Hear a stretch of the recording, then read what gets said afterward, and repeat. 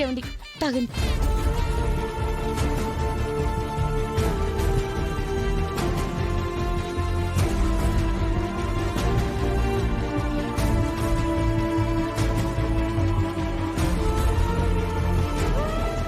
ఎరా పెద్ద మనోడా, నీ మీద నీ భార్య చూపిస్తున్న ప్రేమ చూస్తుంటే నాకు నా ఎంగేజ్ లో ఉన్న డేస్ గుర్తొస్తున్నాయిరా.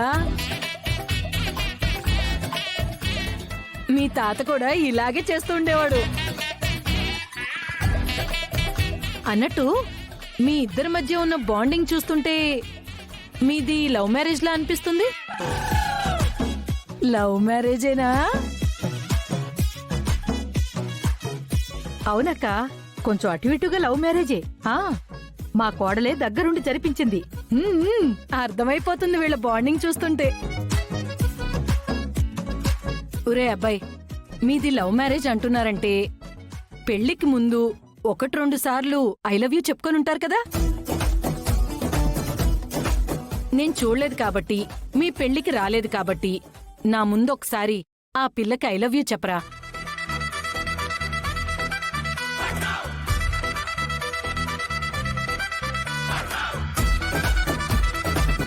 ఏం మాట్లాడుతున్నావు నానమ్మా? ఎరా, నేనేమన్నా పక్కింటోడి పెళ్ళానికి ఐ లవ్ యూ చెప్పమన్నానా? నీ పెళ్ళానికే కదా, చెప్పరా. ఇదిగో, నేను చెప్పింది వినలేదంటే మాత్రం నాకు చిర్రెత్తుకొచ్చేస్తది. తర్వాత నేనేం చేస్తానో కూడా నాకే తెలీదు.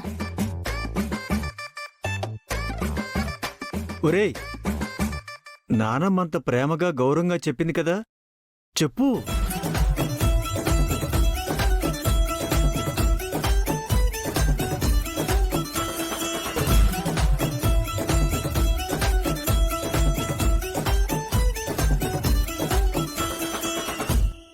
I love you. రేయ్, మీరు ప్రేమించుకునే రోజుల్లో ఉన్న ఫీల్ ఎదురా, ఫీల్. ఫీల్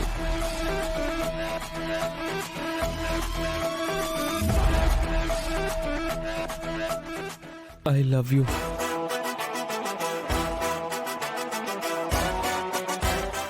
ఇంకోసారి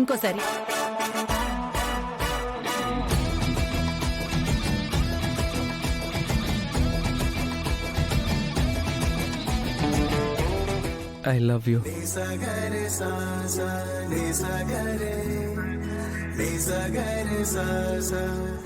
అబ్బా, ఇప్పుడు సాటిస్ఫాక్షన్ గా ఉందిరా.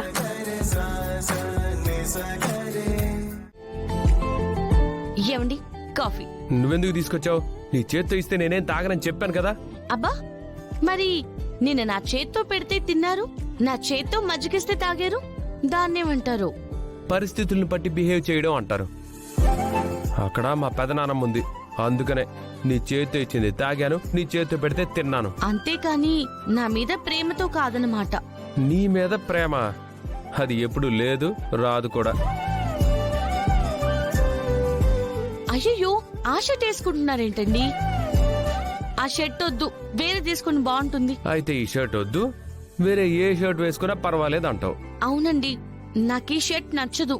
అయితే నేను ఇదే వేసుకుంటా.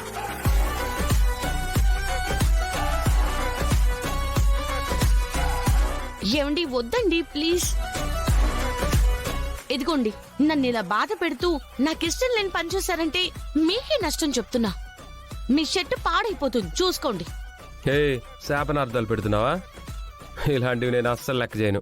సర్లేండి, కాఫీ తాగండి.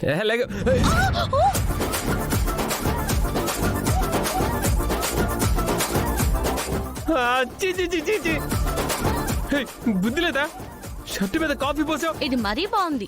నేనెక్కడ పోసాను? మీరు చెయ్యి విదిలించారు, అది మీ మీద పడింది. ఇందులో నా తప్పేముంది? మీరు చేసుకుందే కదా.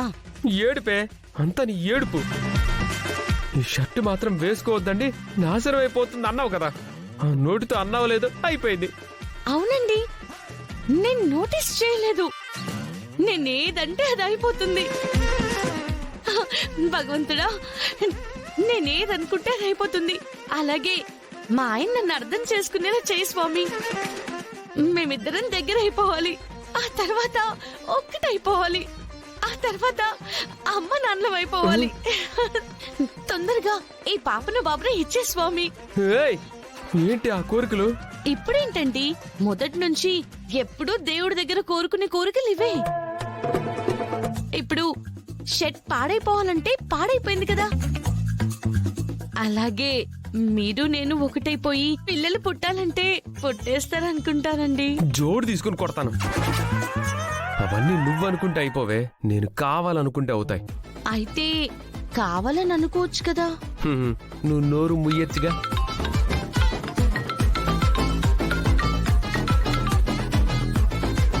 హలో, వచ్చేస్తున్నా. ఎక్కడికి వెళ్తున్నారు? పార్క్ లో నా గర్ల్ ఫ్రెండ్ వెయిట్ చేస్తుంది, తనను కలవడానికి వెళ్తున్నా. ఏ? అవునా, సరే అయితే వెళ్ళి మా ఆవిడ నిన్ను అడిగిందని చెప్పండి. అలాగే తనని హాస్పిటల్లో ఒక బెడ్ ఏమైనా ఖాళీ ఉందేమో ముందే బుక్ చేసుకోమని చెప్పండి.